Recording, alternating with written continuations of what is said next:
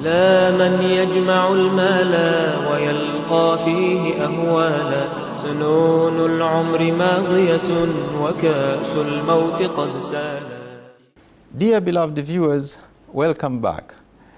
Before we took a short break, I was explaining challenges that is facing Waqf in our countries, particularly here in Kenya. Another challenge that we are facing within the Waqf industry is attracting, or the trustees attracting good market rates, okay, if it is a property. So you find a Waqf property is in a very prime area, but unfortunately the trustees, due to whatever reasons, may Allah know, Allah knows best, they don't charge market rates or collect good rentals for these particular properties.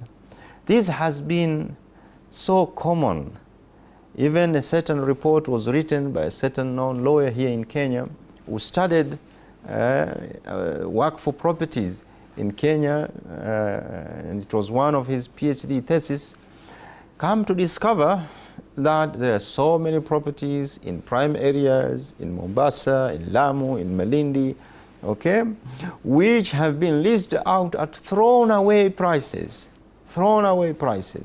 okay. Now this is really a mismanagement of this Waqf property. There could be reason for some of these properties, maybe they are already very old or they have damages here and there, but again, those damages here and there might have been attributed by the first factor which I explained, the first challenge, lack of proper, adequate skills in managing property.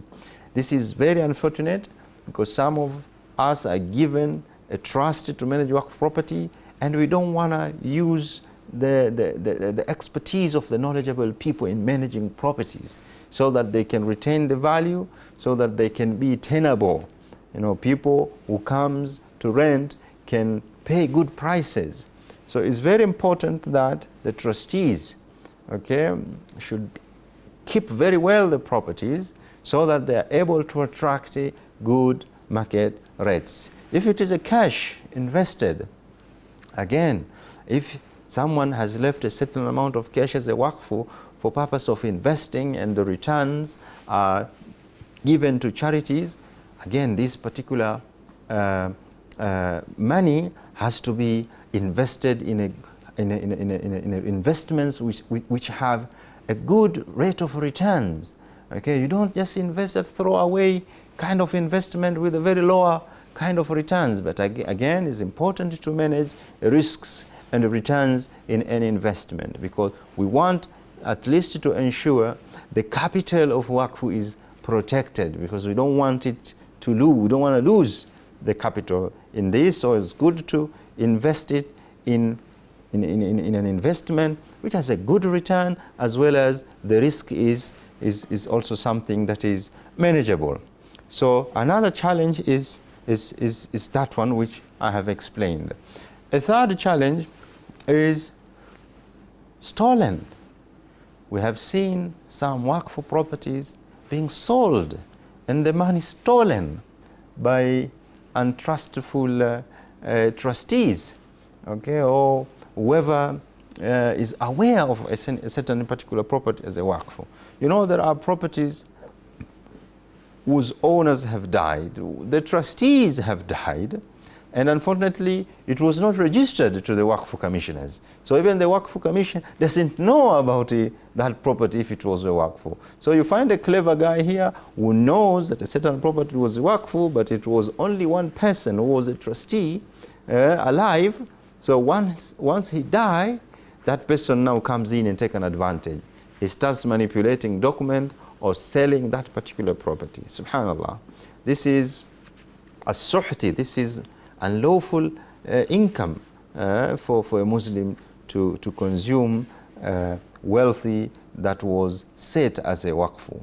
It is very unfortunate, but it is one of the challenges that we are living in. So it is why it is very important that whoever wants to set a Waqf to adhere to the the guideline that is set by the Waqf Act 2019 once it becomes a law, because it requires that there are trustees appointed, and it requires that the property registered at the Waqf Commission, so that the Waqf Commissioner can be able to know which property was a Waqf property and be able to follow up, okay, and maybe challenge and maybe protect that particular property from people who might encroach or might reach to it and want to either steal or do other unlawful thing. Now, those are some of the challenges that is facing Waqf in Kenya. Now, having said that, we'll move on to another instrument in wealth distribution in Islam, which is called hiba. This is a third instrument with regards to wealth distribution. Now, you might say that, but I don't want to set my property, or I don't want to keep my cash as a waqf or a book as a waqf or something. I want to see what other instruments are there. Now, a third instrument that we are going to talk about is hiba. Hiba is an alternative instrument to wasiyah and to waqf, okay, in which a person while alive, he can use it, okay? So you can, and before going further, let me remind you what hiba is. Hiba is a gift devoid of consideration. It's something you're giving it to another person and you don't need anything in return. This is what a hiba is. So you go, you give your parents or your relatives or your brother or your sister or your neighbor or your co-worker or someone that you care for, you give him something and you don't need anything in return from him or her. Now, this act of giving hiba, it's something that is very commendable in our religion of Islam. There are various ayahs in the Quran that implies, okay, of spending, doing good to other people. Like the verse in Surah Al-Baqarah, Allah subhanahu wa ta'ala says, يَسْأَلُونَكَ مَاذَا يُنْفِقُونَ. They ask you, O Muhammad, what should they spend? قُلْ مَا أَنفَقْتُم مِّنْ خَيْرٍ فَلِلْوَالِدَيْنِ وَالْأَقْرَبُونَ وَالْيَتَامَى وَالْمَسَاكِينَ وَابْنِ السَّبِيلِ وَمَا تَفْعَلُوا مِنْ خَيْرٍ فَإِنَّ اللَّهَ بِهِ عَلِيمٌ. That Allah answers that question, that whatever you spend of good should be for your parents. This is the priority, order of priority that is articulated here for someone wants to spend, wants to give a gift, okay? Give it to your parent. Give presents, gifts to your parents or relatives or orphans or the needy or a traveler. And whatever good you do, Allah is well aware or is knowing of it. So in this verse, which encourages us to spend for Allah's sake, it is implying as well giving gift. Give something to someone without expecting anything in return. It is a noble deed. And if you are to do that, this verse is giving you some insights. Give gifts to your parents. Okay? Give gifts to your relatives, brothers and sisters, aunties and uncles, etc. Give gifts to your relatives, okay? The children of your uncle, the children of your aunts, and other related, bloodly related relatives.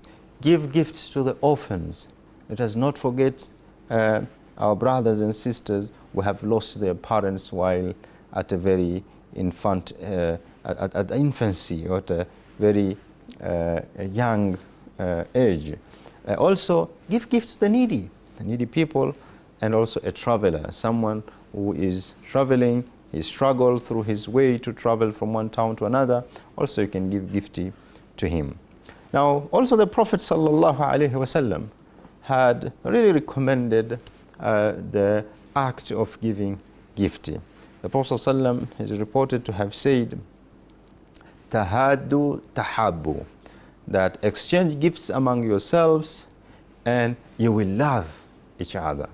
That one of the instrument that can make people love each other, that opens the heart for people to love each other, is to give gift to one another. So the Prophet ﷺ said, exchange gifts among yourselves, and that strengthen your mutual love with each other. So dear beloved viewer, think of this as well as an instrument of distributing your wealth. So this is done before you have passed on. So say, while I'm alive, there is this particular property, my car, or my apartment, or my valuable gold, jewelry, I'm giving it as a gift to so and so. That is something which is commendable. Now there are legal requirements for a valid hiba. There are things that needs to be that we need to be familiar with when it comes to giving a gift. There are 3 pillars of a hiba, and these pillars are, number 1, related to the donor. Okay, the donor, there are certain conditions that the donor must fulfill, and also the donee, okay, mawhub lahu. There are also conditions that needs to be adhered to the mawhub lahu, and then there are conditions with respect to the subject matter of hiba, which is mawhub, and then another one, a condition is sigha, the ijaba wal qabul. Now, related to conditions that are required for the donor is that the donor, someone who is giving a hiba, okay, wahib, he is required to be of sound mind. Okay, he is also required to have ownership of that particular property. You can't give a hiba, a gifty, you can't donate something which is not yours.